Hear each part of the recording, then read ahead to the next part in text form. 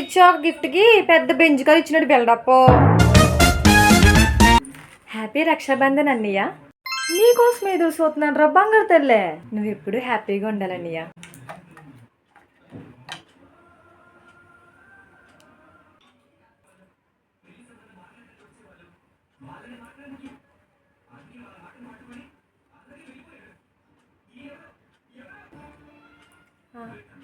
చేయి చాపన్నయ్య.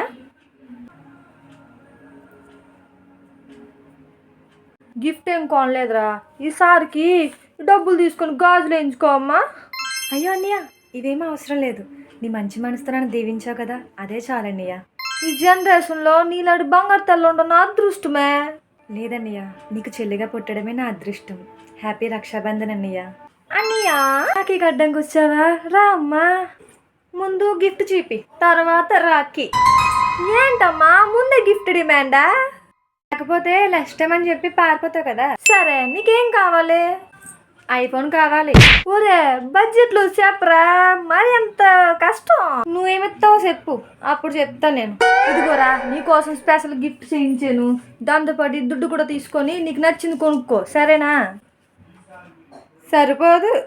అదేంటే రాఖీ కట్టడానికి వచ్చావా, ఆస్తులు దోసుకోవడానికి వచ్చావా? అబ్బో, నువ్వు ఇచ్చే ఒక గిఫ్ట్కి పెద్ద బెంచ్ కార్ ఇచ్చినట్టు బిల్డప్.